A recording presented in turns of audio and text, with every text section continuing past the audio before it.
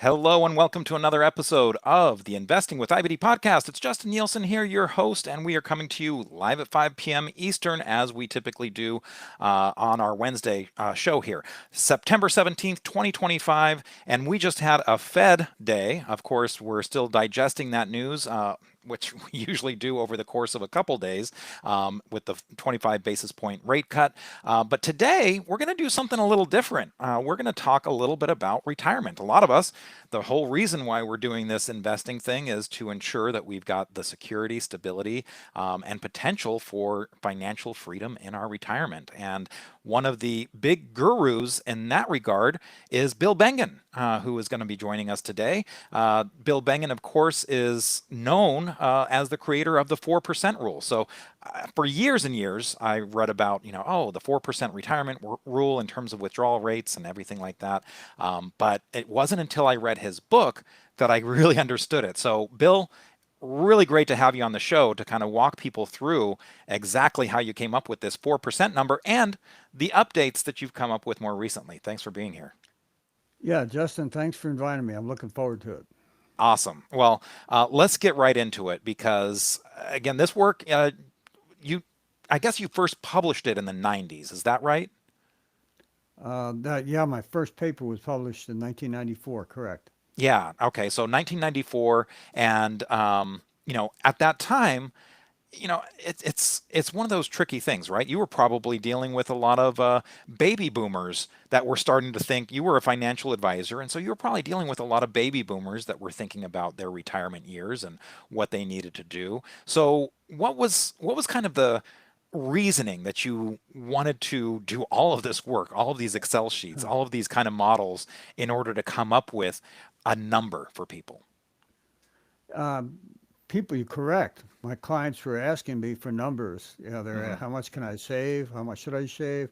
How much can I safely withdraw during retirement? And I struggled to find answers. I couldn't find them in any of the magazines, media I checked. I couldn't find anything in the library. Of course, you didn't have the internet like you do today. It would be Right. so easy to It was in its research it back infancy. then. 93 in its infancy, absolutely. Hmm. So I decided that I'd check with some local advisors in San Diego where I lived, and they were all over the place in terms of their recommendations. So I decided I don't think anyone really understands this issue completely yet. It Uh-huh. should be understood. It has to be understood. So I set out to investigate it myself. Right. Well, and I think a lot of us are very glad you did. But one misconception, or what a lot of people might think of as a fault, is at the end of the day, that 4% was based on one retiree. So a lot of people would say, "Well, gosh, Bill, isn't that a really small sample size?" But I should say that you were looking at a lot of different time periods. But what was special about that one retiree that you came up with the 4% rule for? Yeah, I'm glad you mentioned the fact that the 4% rule, which is now the 4.7% rule, I've upgraded it, Hmm. applied to just one investor, and one who retired in October of 1968 and was quickly hit by two major bear markets in 69, 70, 73, 74, and then faced over a decade of very high inflation where they had to increase their withdrawals substantially each year, devastating on their portfolios. No, absolutely. And so I guess what I took away from that, as I'm looking at my own retirement, I'm 51, so I've got maybe a little bit of time here, but I guess the big thing I took away from that is to make sure that I don't retire right before a bear market or right before high inflation. So easier said than done, though. So is there anything that people should do in terms of when they're thinking about when they retire that can help them not be that 1968 investor? Yeah, well, obviously, the 1968 conditions are something we'd like to avoid. We're not in those right now. We have high Hmm. stock market valuations, which is half the equation, but inflation is, at least for the time being, reasonably moderate. So I don't think we have to look at anything as low as 4.7% today. I think you go higher than that. And Hmm. hopefully, if conditions improve after the next bear market, who knows when that'll come, valuations be lower and withdrawal rates be much higher. Hmm. So just to be clear, that 4%, 4.7 now, um, that is the worst case scenario. So you kind Yep. of came up with that number to kind of say, okay, this is as bad as it's gotten. Again, Yeah. when you had that double whammy, I should say, of inflation and bear markets. Um, so what is the typical?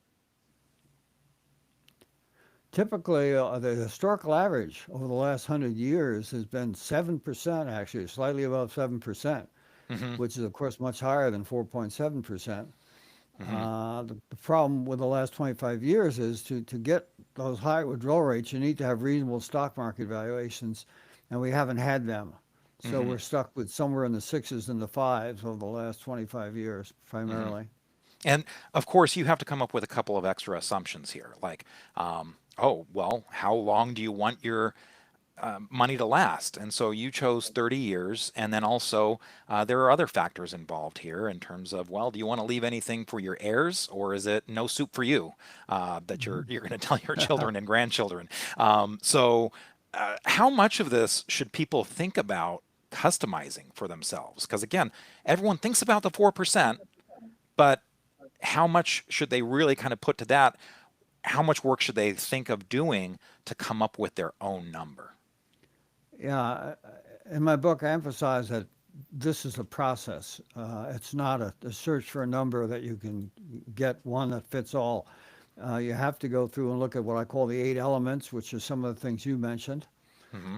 which includes withdrawal scheme, asset allocation, how long you're planning to withdraw, what type of account, so on and so forth. You can customize those eight factors to suit your needs, and then to find your actual number, your draw rate. The last two pieces of the puzzle are inflation and stock market valuations.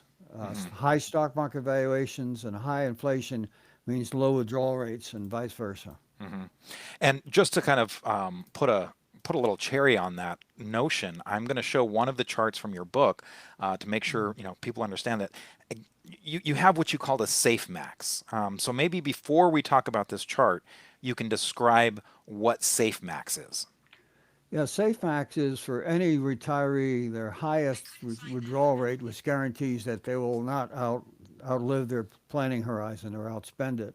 Hmm. So this chart is based on a 30-year horizon, planning horizon, and shows you the range of withdrawal rates historically that retirees have experienced from 1926 to about 2013. Right. Okay. So, as you said, there's quite a bit of variation. I have the arrow right here pointing to again that worst case scenario. Yep. In this case, it's 4.7 because of your update, but you can see that there's certainly a very large discrepancy. I mean, if you were lucky enough to retire at the bottom right after the crash of 1929 in a deflationary environment and after the market had come in quite a bit, you had a withdrawal rate upwards of 16%. But how Yeah. realistic is it that we get that kind of scenario again? Well, you have to be lucky enough to the quarter after you retire, the stock market has to double in that quarter. Then you can do that. Then you can do that. If Okay, you're it's just afraid of it's that just that situation. easy. It's just that easy. Yeah. Yeah. Um, so let's maybe talk a little bit about the update. Because again, a lot of people got very used to the 4% rule, and when you came out with your updated book, The Richer Retirement, you updated that number to 4.7. So what allows that 4.7? I mean, that's a decent increase. So what allowed that? Definitely is. Hmm. Definitely is. Well, my goal is to make my research as sophisticated and as applicable as possible so that I'm constantly looking to learn new things, improve. And what I did over the last 15, 20 years, when I started out, my first paper was just two investments, U.S. bonds Mm-hmm. and U.S. large company stocks. And then I added five other asset classes, including small cap stocks, international stocks, mid cap, micro cap, and treasury bills. And those increased the returns and the diversification of the portfolio and resulted in the higher withdrawal rate of 4.7%. Mm-hmm. Okay, so diversification, I mean, I'm sure this is something that a lot of people have heard, that helps overall. Now, why not go further? I mean, we have a lot of different asset classes than the ones you just mentioned. We have uh, Bitcoin, we've got gold, we've got real estate, we've got all of these different things. Did you look at kind of expanding? And was there a point in which you kind of got diminishing returns and increased complexity? Yeah, still think it's a good idea to include in your portfolio the asset classes you mentioned because I think they do add something. I think Hmm. anybody who had gold the last 2 years can attest to that. It's done very Right. well. Hmm. Uh, but as we increase the number of assets, you will reach a point where probably they will no longer improve. It's like a chef preparing a sauce. You put too many ingredients in, you're going to ruin it. You have to put just the right amount and Hmm. the right type to come out with your best result. Hmm. And sometimes less is more. I feel like, and Yeah. again, the you might just make things a little bit more complicated for yourself. Now, another aspect here, because again, we kind of have to talk a little bit about the some of the assumptions that go into this. And one of the things that I think not everyone realizes is that that's not a fixed dollar amount that gets pulled out. When you say 4% of the portfolio, or now with the update 4.7, that dollar amount changes because of inflation. So maybe talk a little bit about that adjustment and why it's important. Sure, that talks to the topic of withdrawal scheme. Basically, the mathematical rules you use to define how and much and when you're taking money out of your portfolio. Hmm. And in this case, we start with let's say 5%. Take a number out of the chart. The first year you have $1 million portfolio, you'd multiply the two and come up with a $50,000 figure. Hmm. And then after the second year and subsequent years, you throw away that 5%. You don't think about it again. And you just simply give yourself a costing of living adjustment, just like Social, works very much like Social Security. Right. So you get a raise basically every year. Yeah. Well, you get a raise every year that there's inflation. If there's a deflationary period, you get a little less money. Yeah. So yeah. So that's again just another element. Now, you talked about your asset classes. What about the rebalancing? How often should that be done? Yeah, I looked at it from retirees. It's not a huge issue, but probably the solution that works best across all conditions is 1 year rebalancing. Rebalancing every 12 months seems to work Hmm. quite well. It's not necessarily optimal in all situations, but it produces an acceptable result in every case. Okay, very good. And then what about the withdrawal itself? Because certainly, I mean, you can take all the money out uh, at once. When you say, Hmm. "Oh, okay, let me take my 50,000," is it better to do that, all at once? Is it better to spread it out more like a paycheck? I mean, personally, I get paid every couple weeks. So, Sure. what is kind of the best way to get that withdrawal? Yeah, I think if you take it out evenly spaced during the year, or relatively evenly spaced, that's primarily what my research is based upon. Hmm. If you take it all out at the beginning, you're going to have a significantly lower withdrawal rate because of the time value of money. If you wait till the end, well, that'll be your highest withdrawal rate. Right. But Hmm. not everybody can afford to go through a whole year without spending money and Yeah, wait that's for true. Christmas. Uh-huh. Well, and I guess we should also talk about some of the sources of this, because again, a lot of people, they look at their house as one of their greatest savings vehicles, right? The equity that they build up in their house. And that's not something you can really take money, out of unless you're doing a reverse mortgage. So is that kind of excluded, as an asset class, your primary residence? And what other asset classes should we be thinking of? Because there are sometimes other sources of income, not pensions so much. I mean, I'm not getting a Right. pension, but Social Security, as long as it survives, Yep. that's going to provide some. So, is there kind of a mix that you're assuming here? Actually, I don't assume anything. I don't look outside what happens with the investment account. Hmm. That's how I defined my role as a researcher years ago. It's like that show, Murders Only in the Building, Yeah. withdrawals only in the portfolio, the investment portfolio. Uh-huh. And I restrict my attention to that because there's a lot of work to understand that thoroughly, and I still haven't completed that research. Hmm. No, that makes sense. And the reality is, at the end of the day, okay, if you can calculate how much you're getting from a pension, how much you're getting from Social Security, then, it's a matter of maybe like, would you say backing into this number of, oh, this is how much I need from my investment portfolio, right? Yes, that's one way to do it. Hmm. Exactly. Well, of course, Hmm. the investment portfolio can only give you so much. So, if what you need is more than what your portfolio can supply, you have to make some changes. Right. Um, okay. So I think we have a lot of the basic assumptions um, out of the way here, uh, but I want to talk about some of the things that may be a little unusual. Um, as I'm reading your book, one of the things that I came across that it seemed like it was almost critical how your first years of retirement go. As you mentioned, that 1968 retiree was unfortunate enough to experience some back-to-back bear markets that kind of really put their withdrawal rate down quite considerably, as opposed to, again, someone retiring at the bottom of the 1929 crash. So is this something where you should expect to do adjustments? Yes, you would expect adjustments to withdrawals might be required because within retirement, most of the events that affect your retirement withdrawals occur in the first 10 years of retirement. But Hmm. it's entirely possible that something later in retirement could force you to reassess it. For example, people who retired in the late 1950s into an environment of low inflation, relatively modest stock market valuations had very good withdrawal rates. And all of a sudden, 10 years later, they're in an inflationary spiral, which is eating away, and they would have had to cut back sharply to survive that. Hmm. Yeah. And so what is kind of your plan for that? How does someone say, "Oh, okay, I'm I went with this assumption that this is my withdrawal rate, but Mhm. how do they adjust midstream?"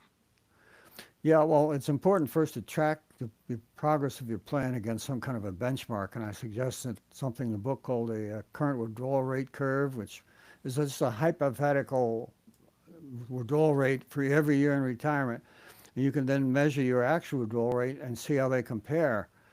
And if they start diverging a lot, then you can start asking questions. Should I either increase or should I decrease my withdrawals? Hmm. You have to do it for the right reasons, though. A stock market decline is not the right reason because stock markets can temporarily force withdrawal rates up because they depress the value of your portfolio. But they also experience strong recoveries. And if you wait generally a period of 3, 4, 5 years, you'll be back on plan. Yeah. No, that's a very good point. I mean, we just experienced that with the tariffs in March and April. For anyone that really kind of threw in the towel at the bottom, you missed this just huge recovery. I mean, we were back at highs within a month or so, and so Yep. yeah, if you get your market timing wrong, so shifting gears a little bit, and speaking of market timing, let's talk a little bit about the the numbers that you came up with were really based on a buy and hold strategy. Right. So, I mean, that's the reality is that's a lot easier to calculate. I don't know Yeah, how absolutely. Yeah. how you calculate. Oh well, I mean, personally, if I had my druthers, I would just say, oh well, let me calculate my withdrawal rate based on me always catching the top and buying in at the bottom, Yeah. and then I'm sure I could have a really great withdrawal rate. But that's a little bit harder to do in practice. But you do have kind of a tip of your hat to something beyond buy and hold. Maybe you could talk a little bit about what that is, because again, you made it very clear in the book. Just because you used buy and hold does not mean that you are endorsing buy and hold. That's exactly right. As you mentioned, I use it for my research because it's the simplest way to analyze it. Also, probably 80% of the advisors who manage money today probably use a buy and hold approach. Hmm. Uh, and I used to be a buy hold investor, but since I'm retired and I'm looking at what's happened with these large bear markets we've had, I'm thinking that it might be better to go to some kind of tactical allocation or risk management approach whereby you adjust the percentage of equities in your account based on a perception of risk in the market. And for that, I use a third party Hmm. to get the emotion out of the process. Yeah, and I guess that's maybe something that we should talk a little bit about because the emotional component. I mean, the problem here is, and again, there's no way around this. All of your research is based on history, right? It's Yeah. I to my knowledge, I didn't see any charts that had used future data in them, right? Uh, there you That's go. just not available. So there's a lot of uncertainty, and there's a lot of variables here that go into retirement and what kind of things will increase inflation or cause a bear market. There's a lot of this that is based on behavior, human behavior, as opposed to just physical laws. So how do you kind of help, I guess, manage that level of uncertainty, the complexity of so many variables that can change things, and the emotions that come with that uncertainty?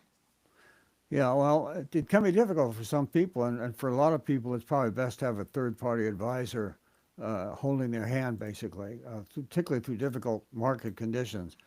I remember when I was a advisor 25 years ago, we hit the 2000 bear market, Hmm. and people hadn't seen anything like that in a long time. And it frightened a lot of my clients to the point where they were just insisting they get me out of stocks no matter what, Hmm. which, as you say, usually happens at the wrong time, near the bottom of the market. Hmm. Unfortunately, some folks did that, and the rest I was able to convince to hang in there and stick with your plan. Yeah. Do you think that I don't know, generationally speaking, a lot of the baby boomers had the benefit of this, really strong bull market from the 80s to 2000, really kind of supercharging their portfolios. But for I don't know, I'm Gen X, and when I started investing, it was in '97. Mhm. I was told that the dot com bubble was a once in a lifetime event. Then I was told that the great financial crisis was a once in a lifetime event. And then I was also told that COVID was a once in a lifetime event. So I've had, a number of once in a lifetime events here in my build up phase. Do you find that ever affects people when they're thinking about their retirement years and the things that could dislodge them? I remember I had some clients who were the parents of the baby boomers. They were part of the Great Generation. They lived through the Great Depression. And Hmm. they had a unique attitude to the stock market. Is basically, I don't want to touch it because I remember what happened in 1930 and 31 and 32, Hmm. and what happened to my dad and or my mother or whoever was investing the money for the family. And they just were very hard to talk into significant exposure to stocks for that reason. Hmm.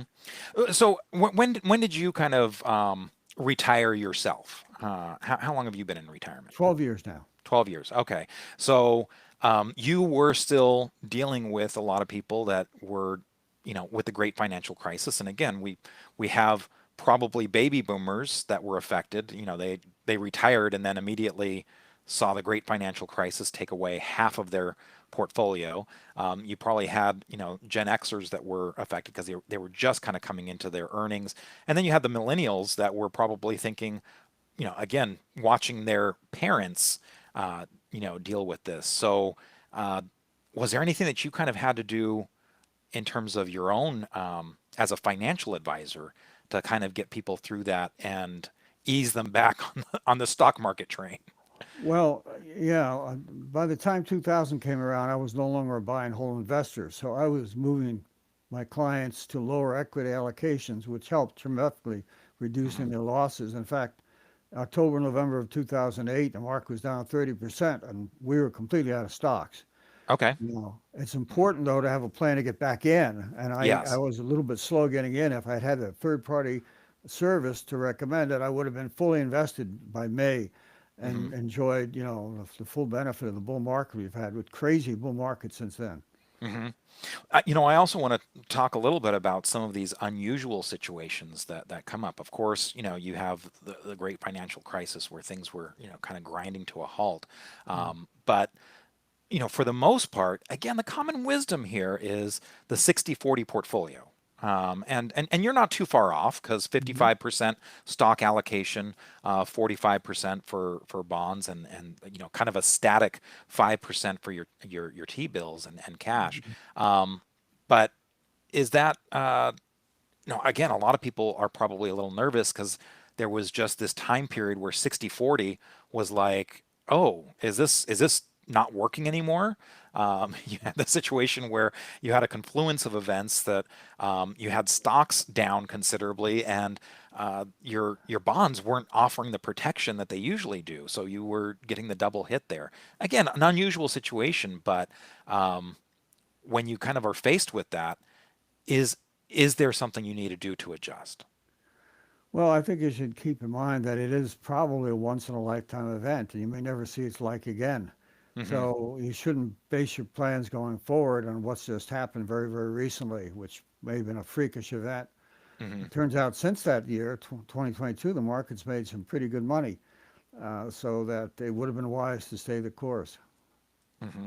Now, another thing that I think is really top of mind for me right now, you've talked in your book about the outperformance of small caps and Mhm. micro caps, and a lot of people look at that as, well, those are kind of your riskier stocks. Now, granted, you get the benefit of diversification if you go with an index, but man, with the since 2021, the Russell 2000 small cap index has really underperformed. And part of that has been that we were in a rate hike cycle, but it seemed like the Russell 2000 for a while was just every time it seemed like it was ready to go, it would kind of peter out. Yeah. So, do you still kind of hold that? Okay, based on history, maybe a little bit more on the small caps and micro caps makes sense. And if so, how much more? Well, if you do increase it just slightly, you still want to maintain a well-diversified portfolio, so you shouldn't devote, like 60% of your portfolio to a single asset class. That would be very dangerous. But, Hmm. we've seen periods in the past where certain types of investments have outperformed others, and then they reverse places. Hmm. And if you look at a 100-year chart to see which was the dominant asset every year, it changes almost every year. So investment does require patience. I still believe that small cap stocks will do a run here. We'll Hmm. see. But I suspect because they're so cheap relative to the larger cap, particularly the value stocks, they have a chance to do well. Yeah. And that brings up another point is it's, I think, okay to have a thesis. A lot of times, you know, at least here at Investors Business Daily, we are trying to get above average results. And sometimes that means making a little bit of a heavier bet in certain areas and lightening up elsewhere. Uh, So you actually devote a little bit of time to the super investor, right? Which we mhm. all want to be, right? None of Sure. us wants to get average results. We all, Yeah. we're all above average people here. So what is there maybe an element of, okay, do a portion of just your straight index investing that you don't touch, and maybe a portion where you can kind of do your own stuff? Or what is your kind of best advice for people who again believe they're super investors, Sure. or maybe have demonstrated it? Should they be accepting just average returns, or should they try to really supercharge their retirement?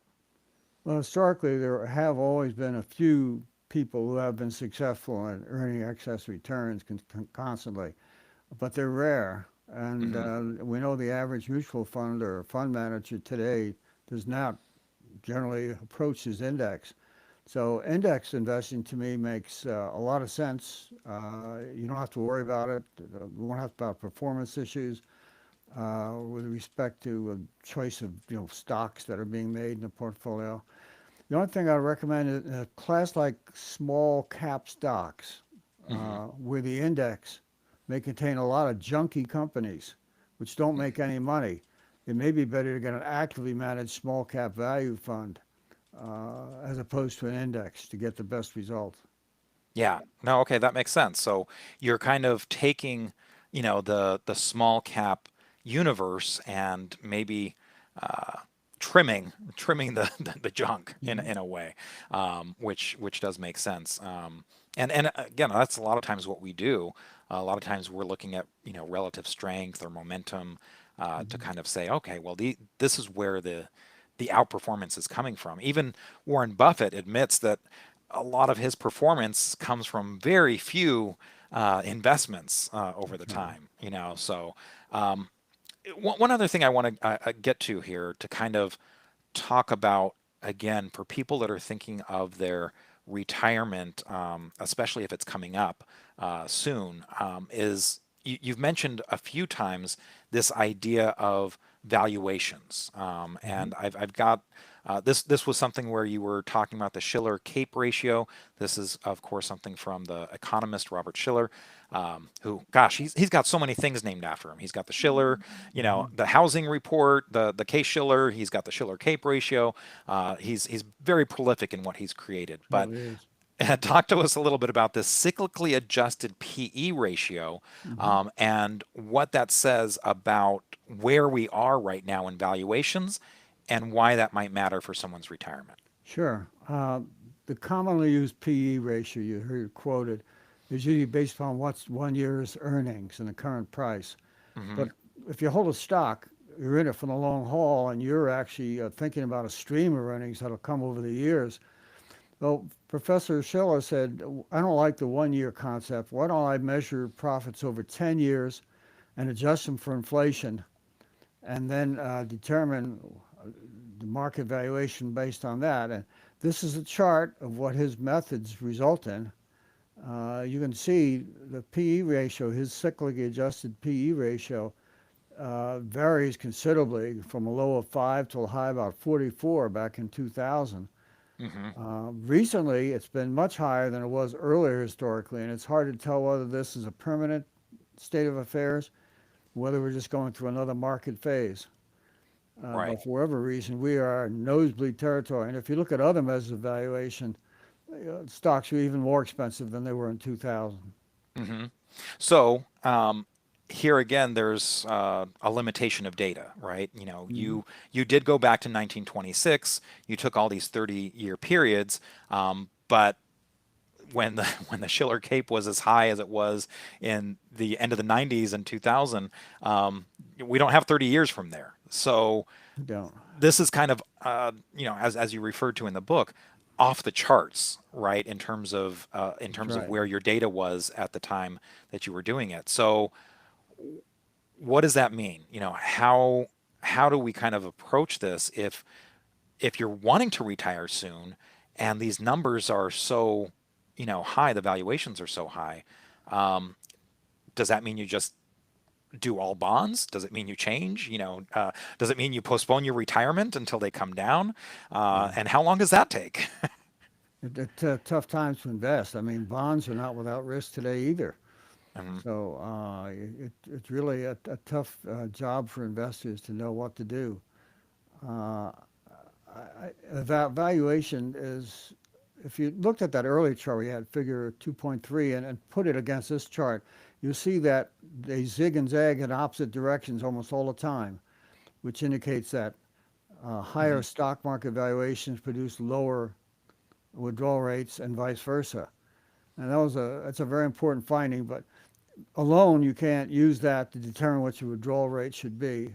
Mhm. You need to consider inflation, and I've built since the book actually was published. I've started using some curves which allow me to generate numbers for higher capes. Uh, Okay. and for example, in this environment, my curve says 5.5% if Mhm. we retire today. and you want 30 years from a tax-deferred account. Mm-hmm. The person who retired in 2000 does not have 30 years, but they have 25 years, and the fate of their portfolio is probably well determined. And they Mm-hmm. were at 5.5% also. Okay. So that we haven't got down to the dire level of 1968, the 4.7 rule, but we're getting down there. Mm-hmm. Mm-hmm. Well, and I think that kind of gets back to an earlier point that you brought up of, if you kind of are able to weather the first 10 to 12 years, you kind of have gone through potentially the worst of it, right? That's I mean, true. if, so, Probably with some rare exceptions. right. So yeah, I guess that's one where the adjustments come in. I also want to talk a little bit about what you talked about in the book as being some of the free lunches, because I Sure. thought that was really interesting. That there there are these elements where you can tweak things, and Hmm. where you might want to do those tweaks because it's a free lunch. And what do you mean by a free lunch? Free lunch is where you can increase your withdrawal rate without taking any additional investment risk. Mm-hmm. Basically, it's a free higher withdrawal rate. Mm-hmm. And the first one on the list, diversification, I think everyone understands that pretty thoroughly. That's a common theme among almost all money managers. Diversify, allow the asset classes to work with each other to increase the return of the portfolio. Because as different assets move to peaks and troughs at different times, and the combination of the two is very beneficial. Mm-hmm. Rebalancing is an important And rule. just to kind of put a fine point on that, Sure. that's what allowed the 4% to go to 4.7. Was that diversification, the free lunch? Absolutely. Yeah. Yep. So. And Mm-hmm. it may get us to five eventually. We'll see. Okay. We're working on it. Uh-huh. Rebalancing, of course, means just simply returning your portfolio to the original allocation when you started. If you have a 60-40, after a year or two, probably stocks have grown to 65 or 70. Trim that back. Uh, that prevents your portfolio from inducing too much risk, Mm-hmm. and also has a favorable effect of buying assets that are out of favor, because Mm-hmm. to rebalance, that's what you have to do, and selling assets which have done very well and probably about ready to do less well. Mm-hmm. The third one, they're favoring small and micro cap. They're the two highest returning asset classes. So, based on past data at least, if you just slightly increase your exposure to those above your average, you'll improve your withdrawal rate. There are some questions about small cap stocks in terms of what's happening in the marketplace, where a lot of the best small companies are being siphoned off by venture capital, private equity before they get to the fund manager. But Yeah. that's why I recommend using an active fund manager who can pick the best companies in that universe. Mm-hmm. I don't think it makes sense to hold an index of junk, you know. Right. And Um, the last is something called increasing glide path, or which is the development, came out of a paper written by two super advisors, Michael Kitces and Wade Fowle, back about 12 years ago. And they studied the idea, what if I was to start with a little bit lower asset allocation, 60%, and then I mm-hmm. was to increase it each year? What kind of effect would it have? And it turned out their research indicated it had a beneficial effect in almost every case, and my research backs it up. Mm-hmm. And it's kind of curious to know why it would do that, but they think, and I have to agree, it's because if you encounter a major bear market early in retirement and your allocation of stocks is lower, you're going to have less damage done. Right. It's meantime, in subsequent years, you're raising your allocation, you're buying into the stock market acceleration. Mm-hmm. So that's probably the reason for that beneficial effect. But what about the other side? What about, does that mean your withdrawal rate is um, lower if you are fortunate enough to have a good market your first few years? I'm sorry, with a glide path, it should raise almost all withdrawal rates across the board. Right, but you were kind of giving the scenario of if you had a bear market kind of Oh, early in your yeah. retirement, it makes sense why the increasing glide path would be better. But what about the flip I side? What if you're fortunate enough to have a good bull market to start out, and then you're increasing the glide path down the road. Is that still okay? It doesn't work as well as the increasing glide path. The increasing glide path, I compared it to all 100 of my retirees, some of which had early bull markets, some of which had late bull markets, and the Hmm. glide path beat every one of them. At least those, the allocation of stocks I was studying at that point was 55% fixed stock allocation, comparing it to a glide path which began at 45 and went up to 70, let's say. Hmm. Since then, I've been working on 65% stocks, and the comparison still is in favor of the glide path, but not overwhelmingly as it was in the case of the 55% stock fixed allocation. And what's strange about this too is, and again, you and your cohorts have got some data to back this up. At least again, past performance is not indicative of future results, but the Yep. common wisdom is usually that as you go through retirement, that you're doing the opposite, right? That you're decreasing your allocation to stocks. But what your data is showing is kind of the opposite, right? That's exactly right. In fact, one of the first things I tested was reducing your allocation of stocks back in the early 90s, and that Hmm. was a disaster. Hmm. That Okay, did so not work very well. uh-huh. But I never, to the credit of Wade Fowle and my kitzers, I never thought of looking at a rising glide path. I just couldn't see how it would work. It Hmm. does, so Hmm. I'm Um, lucky they did it. and I guess this is again, there's so much uncertainty with the future. There's no crystal ball here, but it's worth reminding our listeners that again, this 4.7% number that you came up with, that gets you through the worst case scenario that we've had so far. So what existed for the one retiree in 1968, everyone else, had a better outcome. But I guess, the question is, people might still have that fear of, well, gosh, what if something changes and I outlive my retirement? So what kind of margin of error do you think people need to do to kind of give themselves that comfort? Yeah, I think the tool I can use to help most with that issue is adjusting their planning horizon. Hmm. And planning horizon is not identical to life expectancy. There's quite a difference. You can look up your life expectancy on the internet, come up with a number. Let's say it's 25, 30 years.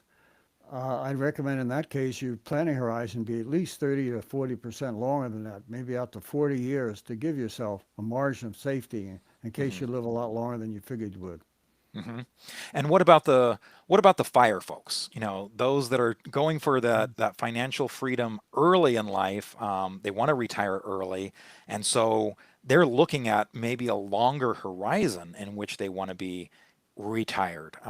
How does that change the numbers? Is it dramatic? Sure, a longer planning horizon means lower withdrawal rates. Hmm. The good news for the fire folks is that the decline slows as you get longer and longer horizons and eventually just about stops.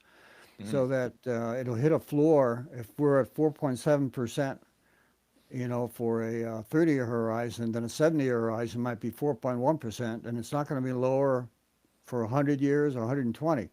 So those folks who retire at 25, have something working for them there. Okay, so it's and I think that's kind of the case for a lot of things. It seems like that uh, it might require some adjustment, but um, there's a shallowing out a lot of times. It hits an asymptote Yeah, where, yeah, it just stops being as dramatic. true. And I think you said that was the case with valuations as well. A lot of times where it seemed like the valuations might be making a difference, but over a longer period of time, it's the effects can really be lessened. Probably true. Correct. Yes. Yeah. Well, Bill, I just want to thank you again for for all the work you've done. It's Yeah. certainly helped give me a little bit of comfort with my own retirement planning. I really enjoyed your book. So for anyone that likes to really nerd out on charts and everything like that. A richer retirement, supercharging the 4% rule to spend more and enjoy more is the book.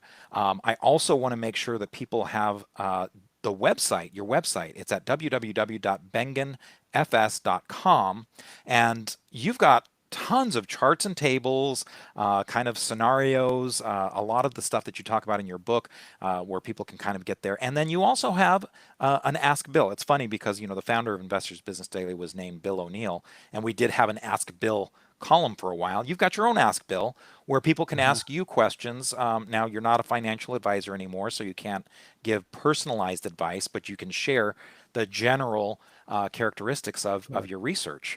So, anything else that people should know about that website that they should be looking for? Um, no, I hope they enjoy using it, you know. A lot of Hmm. work goes into it. I'm trying to build a library of scenarios that people can use. It might closely fit their situation, and it's all set up and ready for them then. Yeah, no, perfect. And again, I think there's a lot that's in there because, as you said, there's like these 8 essential elements that kind of allow you to personalize your own, and you do have tools in the book and everything else to kind of help people narrow down what works for them as their retirement comes on. Any final thoughts? No, I just regard this as a process, not as a search for a number, which is over just because somebody says, "Oh, 4% is good." You need to be prepared to customize your retirement to get the best out of it. Yeah, no, that's a very good point, and I think that was the biggest takeaway I had from the book is, okay, the 4% or 4.7 now doesn't apply to everyone, so you got to figure out what applies to you. So, thank you again for all your sharing of knowledge, and thank you for being on the show. Justin, a pleasure. Thank you for inviting me. Okay, and then also William Bengen is on Facebook, LinkedIn, and Substack, so you can check out his stuff there as well as his website. That's going to wrap it up for us this week. Next week, we're going to have a returning guest, Jack Kosar. You might remember the name Kosar because we've had his father on so many times from Asbury Research. We had Jack on along with his father not too long ago, but this time Jack's going solo. So we're going to get his quantitative analysis and find out what he's thinking about the markets and any new research that he's done in terms of improving his performance and that of Asbury Research. So hope you join us for that.